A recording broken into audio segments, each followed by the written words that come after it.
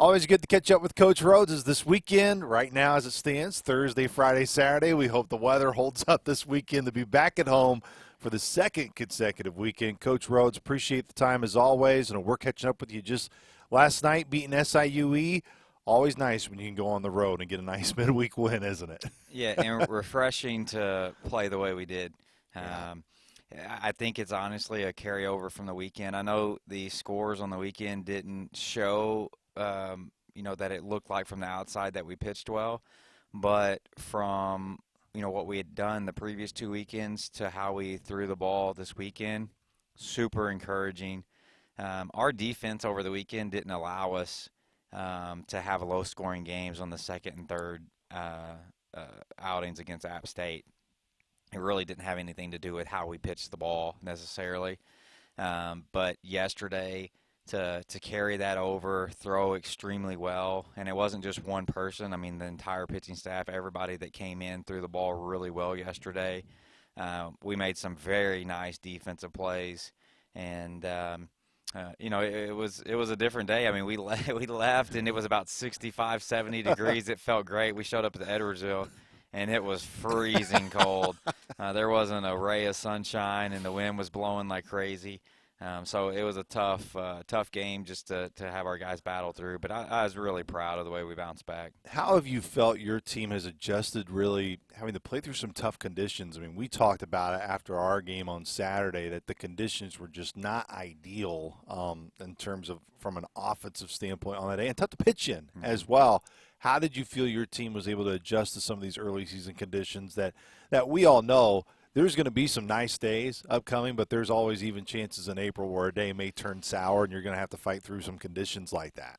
I think the biggest thing that's kind of frustrating is it almost, the weather sometimes puts a hitter in a slump. And we've had a couple hitters that have just hit the ball on the screws, and there's nothing to show because it's not traveling. It's not going over an outfielder's head, and it gets super frustrating.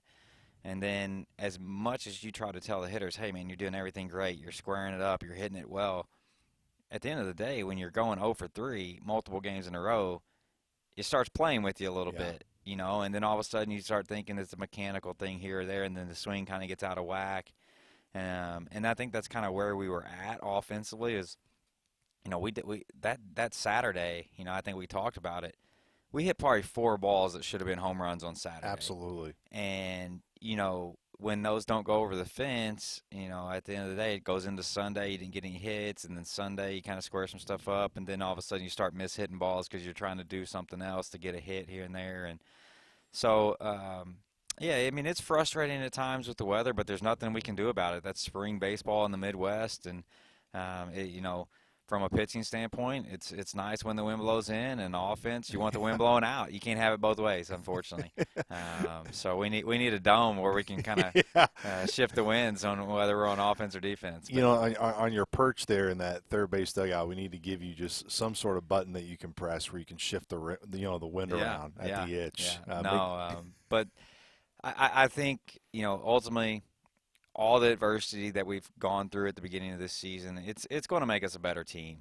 I know it's frustrating from the outside with the record that we have right now. I'm sure there's people that are disappointed that it's not better. Obviously, we would want it to be better. But I truly, as a coach, I feel like we're in a good spot. I like our team a lot. I think we're going to continue to get better. And, it doesn't always start off pretty. I think firsthand, looking Absolutely. at Indiana State last year, it didn't look good early for those guys. And all of a sudden they win, like 30 out of 33 games or something like that. So we have a lot of season left. I feel like we're going to be a good team. I thought we were going to be a good team going into this season, and I still feel that way. I like a lot of our parts that we have.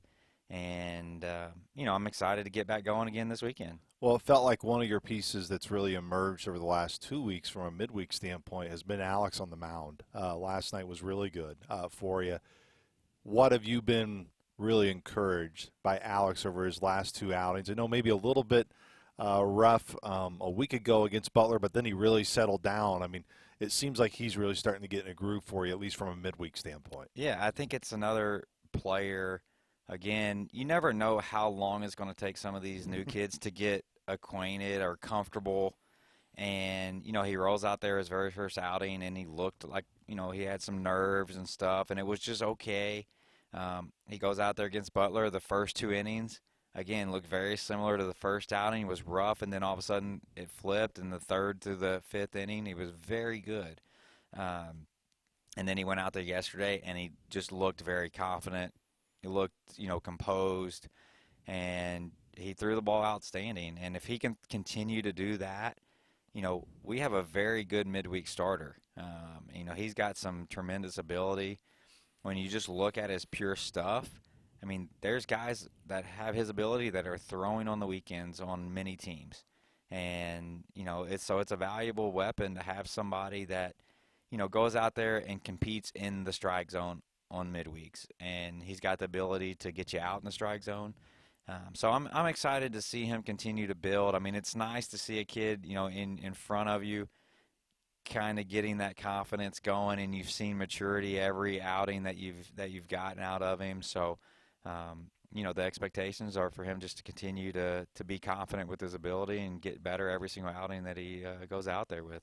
One of the guys it seems like has been pretty consistent for you in the lineup has been Jordan Bach. Where have you kind of expected Jordan this year, and where has he been in terms of the level of your expectation level for him? Yeah, we knew we were getting a good hitter coming from junior college. We didn't know necessarily how consistent that it was going to be. I mean, it's super consistent. He kind of fits the mold of the 3-4-0 hitters that we've had here over the last couple of years, and it's not traditionally like the big power guy. You go back to Tristan Peters, who was a 7th-round draft pick here. He hit in the 3-hole for us, and it kind of changed my mind after having Tristan there, kind of how I wanted that 3-hole, 4-0 hitter to be. And it's somebody that's not going to strike out, and it's somebody that's got a high batting average, because hopefully what we're trying to do is just have a lot of pieces on the bases around him. And we don't necessarily need him to hit it over the fence. We just need him to clean up the RBIs that are out there on the table. And, that's what he's going to do. He's a tough guy to strike out. He's got great strike zone discipline. And then, he can move the ball from line to line, so it gives him a lot of opportunity to drive in a bunch of runs. And then if we do, if guys kind of line up where we need to, then we got like Lodi and those guys behind him that can run a ball out of the park. So, he's a valuable asset just to have there in the middle of the order. And it is going to be a tough out every single time. And if we have guys on base, he's going to drive them in. I know one of the areas that we touched up on Saturday after the second game against App State was one of the areas that you wanted to see better improvement in was the defensive side of it. Was a little bit disappointed some of the plays that you made. But outside of just improving on some of those little things that we talked about that day, and of course we talked about in all of our conversations, what's really your biggest message right now to your team this weekend as you head in with Houston Christian starting tomorrow, Thursday? Well, I think, kind of going back to what your first point there, what we talked about on Monday at practice, and the way I felt our defense was playing with kind of the pitching that we had at the beginning of the year, our defense was playing timid because we didn't want to try to go after a play and miss it, and then all of a sudden we give up 2 or 3 runs because we let guys score or we got guys get extra 90 feet. And, we talked about, hey, when we're on defense, we got to be playmakers. And, if we go make plays, it's going to help our pitchers have more confidence, and it's all going to come together better than us trying to prevent something rather than just going and making a play. And I thought we did that, yesterday. We made 3 tremendous diving plays yesterday, 2 in the outfield, 1 at third base, which, ultimately, obviously, those were outs that if we didn't go try to make a play, that would have been 3 hits that would have landed, previously. So can definitely change the game there. But I think the message this weekend is just, we talked about it yesterday. We got a little, it's a little snowball right now. And we just want to continue getting this thing bigger and bigger and bigger. And I like the way that our energy felt in the dugout yesterday. Everybody was into the game. Our guys are very mature. They're very smart. We met on Monday. They understand how we feel as coaches. They felt the same way as players. They know what we were doing was not acceptable, and they take ownership of it. And they believe we have a good team.